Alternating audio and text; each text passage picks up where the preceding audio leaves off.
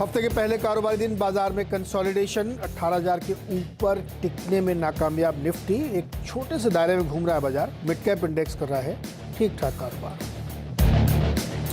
संवर्धन मदरसन ने जर्मनी की कंपनी सास को खरीदने का किया करार। कंपनी के चेयरमैन विवेक चांद सहगल ने CNBC आवाज से एक्सक्लूसिव बातचीत में कहा, सौदे से इलेक्ट्रिक व्हीकल सेक्टर में मजबूती आएगी। NMDC स्टील 30 रुपये 25 पैसे प्रति शेयर के भाव पर हुआ लिस्ट। खुलने के बाद लगा 5% का अपर सर्किट। अक्टूबर में NMDC से डीमर्ज होकर बनी है कंपनी। और पीतमपुर प्लांट पर 8 आपत्तियां मिलने से सिप्ला में तेज गिरावट। शेयर 6% से ज्यादा फिसलकर वायदा का टॉप लूजर। US FDA ने 6 से 17 फरवरी के बीच की थी जांच।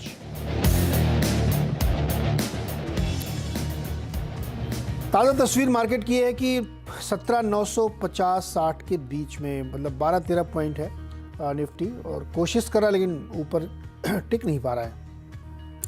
मिड कैप में भी लगभग वैसी ही 40-50-60 पॉइंट की रफ्तार है। बैंक निफ्टी भी फ्लैट से, तो रेड और ग्रीन के बीच में मार्केट झूल रहा है। ऊपर टिकने की कोशिश कर रहा है लेकिन हर राइस पे प्रेशर देखने को मिल रहा है।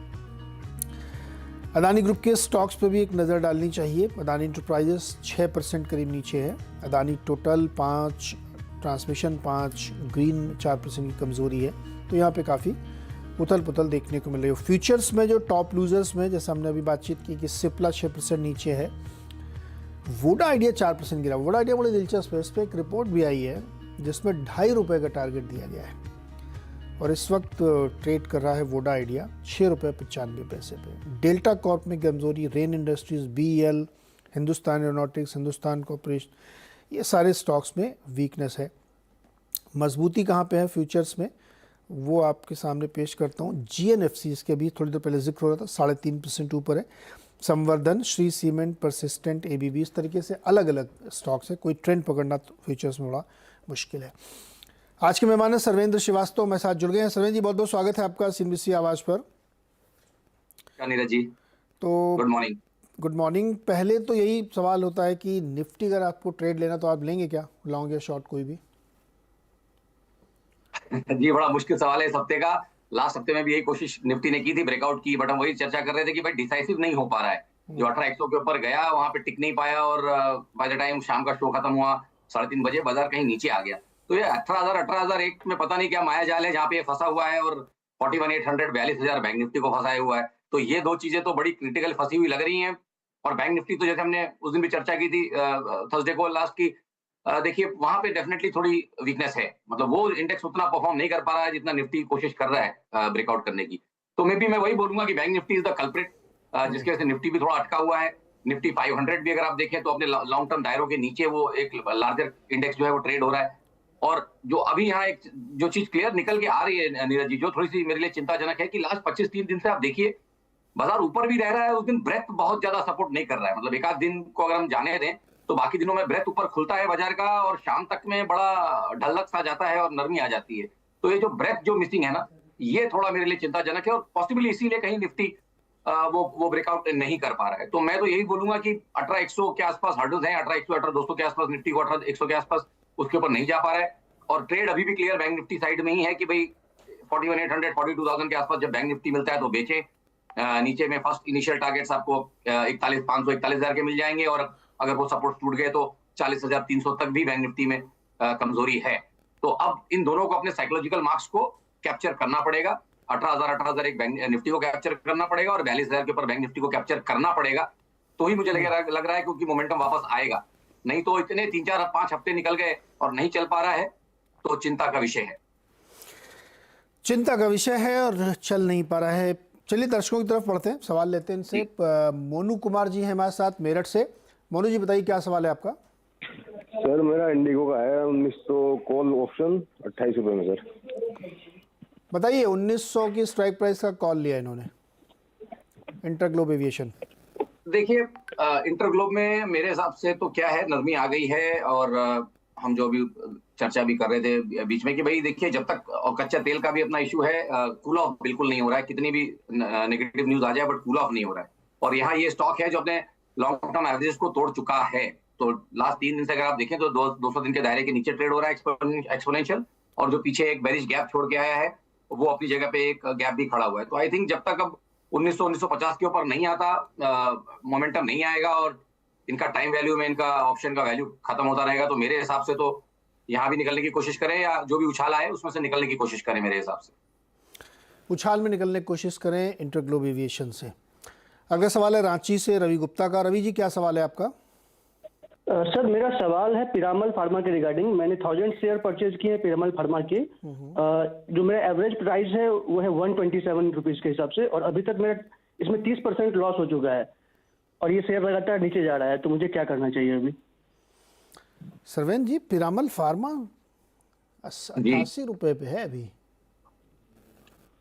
आई थिंक जहां से भी 2022 के बाद से जहां से इसका डेटा मिल रहा है, जहां से निकला है पॉसिबली, तब से lower top lower bottom formation ही करते चले जा रहा है। डेटा यहाँ पे देखिए, आई थिंक ये कंपनी का एक ऑफशूट कहीं निकला है और इसमें डेटा मेरे हिसाब से एनएसई पे तो मुझे कम दिखा रहा है। नहीं, वो इसलिए कम दिखा रहा है कि ये डिमर्ज होके लिस्ट हुआ है। जी, वही मैंने वही बोला, ये ऑफशूट कंपनी है और उसमें डेटा बहुत कम है, और जब से है डेटा तब से लोअर टॉप लोअर बॉटम बनाया जा रहा है। तो आई थिंक बहुत लंबा वेट कर गए हैं ये, एक अंडर परफॉर्मिंग कैटेगरी का स्टॉक ले गए हैं। बट अब देखिए, हम वही इस जगह से इनको कुछ भी बोल दें बेच दो, और कहीं एक 10-20 पॉइंट का पुल बैक आए 10 रुपए का तो तकलीफ, और अगर नहीं बोले बेचो और यहाँ से घटता चला जाए तो भी तकलीफ। तो अब ये बहुत लंबा खड़े रह गए।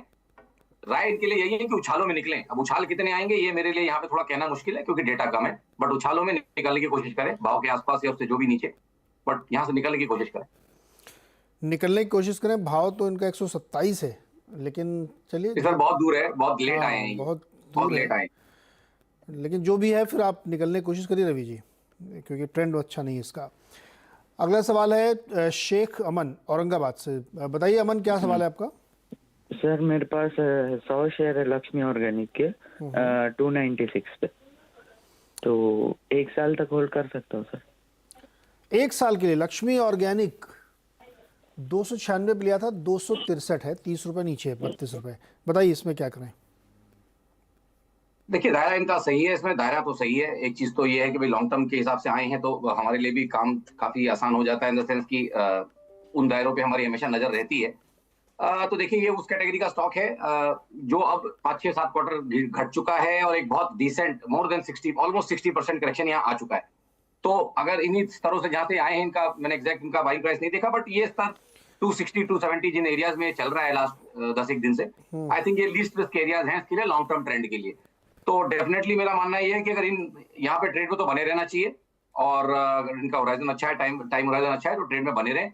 और डेफिनेटली यहाँ से मेरे को लगता है कि ऊपर की चाल आएगी। अभी कंफर्मेशन नहीं आया पैटर्न का, बट डेफिनेटली ये कंसोलिडेशन पैटर्न ऊपर की तरफ ब्रेकआउट होगा और पॉसिबली नेक्स्ट 9 से 12 महीने में अच्छे मूव्स यहाँ देखने के लिए मिलेंगे। तो hold on Lakshmi organic.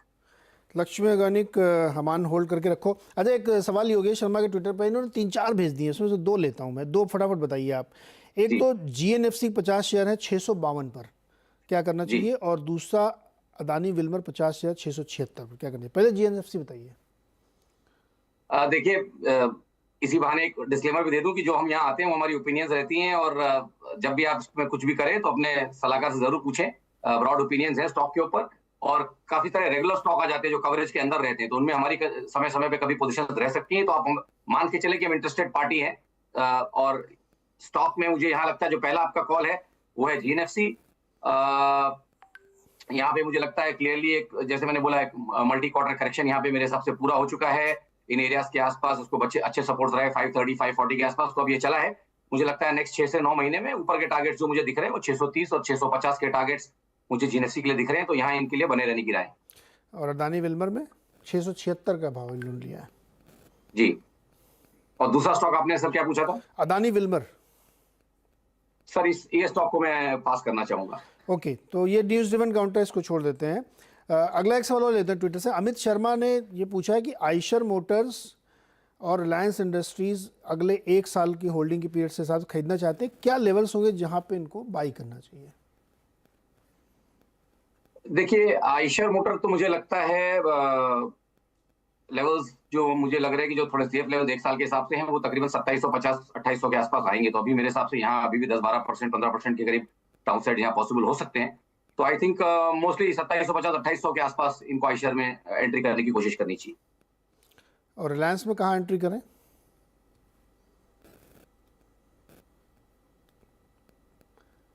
Sarvendra जी नीरज जी, आपकी आवाज थोड़ी कट रही है, फर्स्ट लाइन हमेशा कट रही है सर, पीसीआर से मैंने रिक्वेस्ट की थी, फर्स्ट लाइन अभी कट जाए। रिलायंस में एंट्री करें अभी?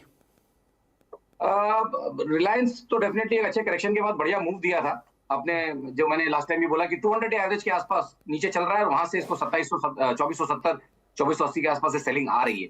तो अगर इनका दायरा इसमें इनका अगर रुझान है यहाँ पे एंटर करने का, तो मेरे हिसाब से जो थोड़ा सेफ लेवल आ रहा है वो आ रहा है तकरीबन 2400 के आसपास। तो आई थिंक थोड़ा और एक 25-30 पॉइंट की गिरावट आ जाए तो आई थिंक 2400 के आसपास डेफिनेटली यहाँ पे एक एंट्री बनाई जा सकती है। और अगर उस समय एंट्री बना रहे तो 2330 के नीचे स्टॉप लॉस भी रखेंगे नेक्स्ट 6 से 9 महीने के लिए। ओके, रिलायंस में आप एक और राय और ले लीजिएगा, ये हमारा डिस्क्लेमर है क्योंकि ये चैनल रिलायंस ओन्ड है। अगला सवाल लेते हैं अजय कुमार जी से, भोपाल से हमारे साथ जुड़ रहे हैं। अजय जी नमस्कार, बताइए क्या सवाल है? अजय, मेरी आवाज़ आ रही है आपको क्या? नहीं, अजय से संपर्क नहीं हो पा रहा है। चलिए दूसरे कॉलर को लेंगे, लेकिन इस बीच ट्विटर पे बहुत सारे लोग सवाल पूछ रहे हैं, तो एक सवाल उनसे और ले लेते हैं हम। बारबेक्यू नेशन पे, बारबेक्यू नेशन चार्ट खोलिए आप, मैं सवाल बताता हूँ। इन्होंने 1122 पर खरीदा है और होल्ड करके बैठे हुए हैं। सौरभ मलिक नाम है इनका। बाप रे, चार्ट तो सर एक एक्सीडेंट है इसका, अभी तो ऐसा ही दिख रहा है, ये भी वन साइड जा रहा है, डेटा इसमें भी 2-2.5 साल का ही मुझे दिख रहा है। और आई थिंक यहाँ पे मैं शॉर्ट टू मीडियम टर्म ही सेटअप सोच पाऊंगा, और शॉर्ट टर्म में तो काफी ओवरसोल्ड हो गया है यहाँ से। तो यहाँ से तो अभी इनके पास राय है कि भाई यहाँ से तो बने रहे, बट ब्रॉडली जिस तरह से ओवरसोल्ड रीडिंग्स है, एक डेफिनेटली एक बाउंस बैक यहाँ पे आ सकता है। वो बाउंस बैक पॉसिबली इसको 780-820 के दायरे तक लेके जा सकता है, बट उसमें भी 1 से 3 महीने लग सकते हैं। और इनका लिया हुआ भाव तो आने में मेरे हिसाब से भी टाइम है। सो अब यहाँ से बात वही हो गई कि इतना इनके भाव से आउट ऑफ द मनी हो चुके हैं कि यहाँ से इनको बहुत ज्यादा नई राय देके मतलब नहीं है, फिलहाल होल्ड करके रखें और उछालों में मेरे यहाँ पे निकलने की कोशिश करें। उछाल में निकलने की कोशिश करें बारबेक्यू नेशन से। टारगेट आपको बता दिए गए हैं। अगला सवाल है अफरोज सद्दाम का, जो कुवैत से हमारे साथ जुड़ रहे हैं। अफरोज नमस्कार, आवाज़ आ रही है आपको? जी नमस्कार सर, आवाज आ रही है आपकी? जी बताइए। अच्छा ये बताइए कि ये मैंने जुबिलेंट फूड लिया था सर, हाँ। 85 पे, हाँ। और 85 शेयर 740 पे, 740 पे। क्या करते हैं सर आप वहाँ पे कुवैत में? जी कुवैत में मैं सेफ्टी ऑफिसर हूँ सर। और इंडिया में कहाँ से हैं? इंडिया में सहरसा बिहार से हूँ मैं। सहरसा बिहार से, तो मतलब शेयर वेयर खरीदते रहते हैं वहाँ रहते हुए भी? जी जी जी जी, मैंने पोर्टफोलियो बनाया हुआ है, लेकिन मैं बहुत पहले 2021 के लास्ट से शेयर परचेज कर रहा हूँ, पोर्टफोलियो बनाया, जिसमें अभी लॉस हो रहा है क्योंकि मार्केट काफी फ्लक्चुएट हो रहा है। हाँ हाँ हाँ हाँ। तो चलिए आपका सवाल लेते हैं। जुबिलेंट फूड वर्क्स 85 शेयर लिए हैं अफरोज ने 740 के प्राइस पे। बताइए क्या करना चाहिए इनको? जी देखिए, बहुत लंबा खड़े रह गए ये भी, और सेफ्टी ऑफिसर हैं तो सबकी सेफ्टी का ध्यान रखते हैं, तो अपने पैसों की और अपने पोर्टफोलियो की भी सेफ्टी का ध्यान रखिए ऑन अ लाइटर नोट। और दूसरी बात ये है कि देखिए ये एक लोगों के लिए अब एक इनका जो कथन है वो एक लोगों के लिए एक वार्निंग भी है कि देखिए 2021 से कुछ पोर्टफोलियो उन्होंने बनाया, पोर्टफोलियो में मालूम नहीं है, बट जो भी बनाया होगा एक मैं मान के चलता हूँ 15-20 शेयर हो रहेंगे, तो तब से पैसे नहीं बन रहे। ये खुद ही बोल रहे हैं कि भाई तब से पैसे नहीं बन रहे। तो उसका कारण जो हम हमेशा बात करते आ रहे हैं लास्ट 15 महीने से कि भाई ब्रेथ इतनी ज्यादा पिसती जा रही है और मिड कैप साइड में और एक लार्जर ब्रेथ में इतना करेक्शन हो चुका है जो कि फ्रंटलाइन इंडाइसेस में नहीं दिख रहा है किसी कारण से। तो एक इल्यूजन की स्थिति बनी हुई है, but definitely on the ground damage है। अब बात रही इनके स्टॉक की, तो देखिए डॉलर कॉस्ट एवरेजिंग का कंसेप्ट आता है और ये अच्छा स्टॉक है, इसीलिए मैं बोल रहा हूँ हर स्टॉक पे हम नहीं बोलते हैं। पेडिग्री क्वालिटी होनी चाहिए, तभी आप जाके कहीं डॉलर कॉस्ट एवरेजिंग की सोचेंगे। टॉप ब्लू चिप आइटम्स या टॉप 100 लिक्विड आइटम्स जो अच्छे हैं उनमें ही आप ये कोशिश करेंगे करने की। तो मेरा थॉट तो ये है कि भाई इनको यहाँ पे लेना चाहिए, जितने इनके पास ऊपर की क्वांटिटी है उतनी इनको नीचे और ऐड करनी चाहिए, तो इनका कॉस्टिंग बहुत बढ़िया से नीचे आ जाएगा और इनके डॉलर कॉस्ट एवरेजिंग में इनके प्राइस से जो इनका वीवैप है वो नीचे आ जाएगा और अगले उछाल में इनके पास पॉसिबिलिटी है कि इन द मनी हो जाएंगे। तो मैं इनको बोलूंगा यहाँ पे इनको इक्वल क्वांटिटी लेनी चाहिए डिलीवरी में, और 421 के नीचे 420, तो इसमें और 418 रुपए 40 पैसे का स्टॉप लॉस लगाएं, नई क्वांटिटी जो है उस पे, और यहाँ पे एवरेज करें। ओके और खड़े रहे 9 से 12 अफरोज, में। ये बताइए कि आपने जो पोर्टफोलियो बनाया उसमें कौन सा शेयर आपका अभी फायदे में है? अभी फायदे में हमारे हैं, जैसे KPIT फायदे में है, और हमारे IT शेयर कुछ लॉस में है, जैसे माइंट्री हो गया, माइंट्री इन्फोटेक वो मिला हुआ है ना, हाँ, LTI तो- माइंट्री, हाँ जी LTI माइंट्री वो 10% लॉस में है, और टाटा एलेक्सी वो हमको बेनिफिट दे रहा है। तो अच्छा खासा पोर्टफोलियो है, 26-27 लाख का। ओके। तो अच्छा, mainly जो 5-6 टोटल शेयर आपने में हमारा लॉस है, एक मिनट, टोटल पोर्टफोलियो में नुकसान है या नहीं, ये कुछ शेयरों में ही है? टोटल में, हाँ यस, टोटल में नुकसान है, टोटल में नुकसान है सर। टोटल में नुकसान है। तो अभी जो 2-4 आपने नाम लिए, तो क्वालिटी वाइज तो इसमें कोई दिक्कत मुझे नहीं लगी। कोई ऐसा छोटा वोटा शेयर तो नहीं लिया 10-5 क्वालिटी के शेयर हैं क्वालिटी शेयर है ना? जी, कोई 10-5 रुपए टिकट साइज देख के तो नहीं क्वालिटी लिया शेयर है ना? जी जी। अच्छा ठीक है, चलिए। धीरज जी, थोड़ा आउट परफॉर्मेंस को अगर हैं, अच्छे शेयर है।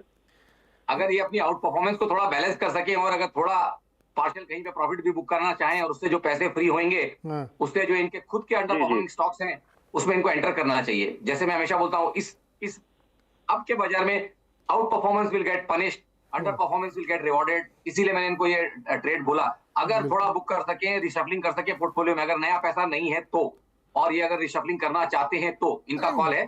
क्या बात कर रहे हैं आप? कुवैत में बैठे नोट छाप रहे हैं, लगातार और खरीदेंगे। हाँ, तो फिर फ्रेश इन्वेस्टमेंट करें, और जहाँ भी अभी अफरोज जी 27 का 54 लाख करके अगले साल फिर सवाल हम लोगों से पूछेंगे। बिल्कुल बिल्कुल। तो ये इसलिए मैं इनको बोला कि श्योर सर। क्वालिटी इनके पास है, थोड़ा एवरेज करने की हिम्मत करें, और 418 रुपए 40 पैसे में स्टॉप लॉस लगाएं जुबलेंट फूड पे। नहीं, बढ़िया, अच्छा अफरोज जी, आपने बहुत अच्छा किया, एक पोर्टफोलियो बनाया। हानि लाभ तो चलती रहती है, मार्केट जब ठीक होगा तो सब प्रॉफिट में है। जितने नाम आपने बताया वो क्वालिटी वाइज अच्छे शेयर हैं। बहुत बहुत शुक्रिया हमारे साथ जुड़ने के लिए। अगला सवाल है संदीप का, कपूरथला से। बताइए संदीप जी, क्या मदद की जाए आपकी? नीरज जी नमस्कार सर। जी नमस्कार। सर मेरे पास 1000 शेयर है प्रिज्म जॉनसन के, और 1000 शेयर है इंडिया सीमेंट के सर। 115 पे है सर प्रिज्म जॉनसन, 215 पे है इंडिया सीमेंट। ओके सरवन जी, पहले तो ये देखिए प्रिज्म जॉनसन। जी देखिए, बहुत ट्रेडेबल शेयर तो नहीं है मेरे हिसाब से, और इसीलिए बहुत ज्यादा कवरेज में नहीं है। इरेटिक वॉल्यूम्स होते हैं, बट ठीक है। ओवरऑल सेटअप्स में आप देखिए एक साइडवेज करेक्शन चल रहा है यहाँ पे, और इनके भाव भी ठीक है, ट्रेड के कोई बहुत ज्यादा आउट ऑफ द मनी नहीं है। तो आई थिंक मेरे हिसाब से ट्रेड में बने रहे। बट इस तरह के स्टॉक्स थोड़े से मुश्किल होते हैं ट्रेड करना, क्योंकि वॉल्यूम्स इरेटिक है, कभी होते हैं और कभी नहीं होते। तो स्टॉप लॉस जरूर लगाएं, और मेरे हिसाब से जो सेफ स्टॉप लॉस मुझे दिख रहा है वो तकरीबन 97 के आसपास दिख रहा है। तो 9640 का स्टॉप लॉस प्रिज्म जॉनसन में जरूर लगाएं।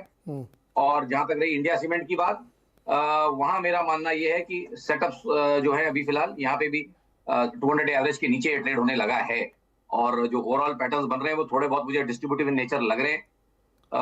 तो अगर ट्रेडिंग का माइंडसेट है तो अलग बात है, तो फिर मेरे हिसाब से 205 रुपए के स्टॉप लॉस के साथ बेच देना चाहिए।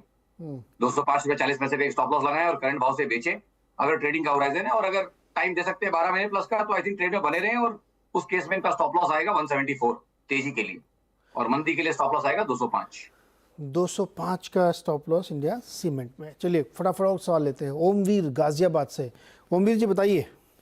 Good morning sir. मेरा मिष्टान फूड 9 रुपीज 45 पैसे एंड 5500 रुपीज शेयर है। 5500। शेयर का नाम दोबारा बताइए जरा, शेयर का नाम दोबारा बताइए।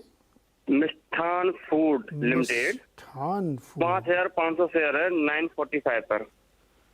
और एक तमिलनाडु पेट्रो लिमिटेड है, Tamil Nadu petro product 603 share at the rate 96 rupees 49 पैसे। ये प्लेट चेंज करिए। 603 शेयर। सरवन बताइए, तमिलनाडु 97 रुपए पे है इनके पास, फिर तमिलनाडु पेट्रो। देखिए टीएन पेट्रो में तो मैं इनको बोलूंगा होल्ड रखें। ये करंट जो सेटअप चल रहे हैं, करेक्शन वाला दौर जो चल रहा है, आई थिंक वही मल्टी मंथ करेक्शन यहाँ कंप्लीट होता दिख रहा है। एक बढ़िया मूव रहा था और उस मूव को ऑलमोस्ट पचा चुका है, 140-45 तक गया था और अब अराउंड 83-84 चल रहा है। तो एक बढ़िया करेक्शन यहाँ पे कंप्लीट मुझे लग रहा है टाइम वाइज। तो यहाँ से टीएन पेट्रो में तो बने रहे। और दूसरा शेयर जो उन्होंने बोला उसका तो सर मुझे टिकर नहीं मिल पा रहा है, तो माफी चाहूंगा, वो मुझे नहीं मिल रहा है टिकर इन्होंने जो स्टॉक ढूंढ रहा था। चलिए खैर उसको दोबारा हम लोग देखेंगे। अगला सवाल है पूरा बुफे मिलता है यहाँ खेलने के लिए, देखने के लिए, तो काफी सारी चीजें बाउंसर भी हाँ जाती नहीं, हैं। कई बार मैंने भी इसलिए दोबारा नाम पूछा तो ढूंढ रहा हूँ, मिल नहीं रहा था मुझे। सरबजीत सिंह नोएडा से हमारे साथ है। सरबजीत जी बताइए क्या सवाल है आपका।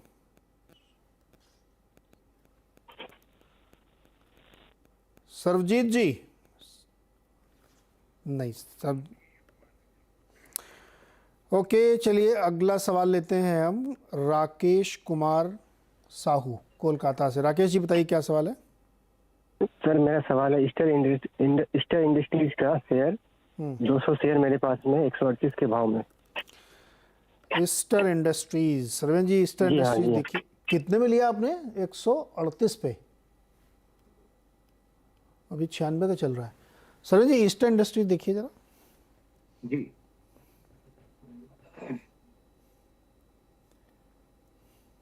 आई थिंक कुछ तो इवेंट बेस्ड या रिजल्ट बेस्ड कुछ गिरावट तो दिख रही है लास्ट 4-5 दिनों में। तो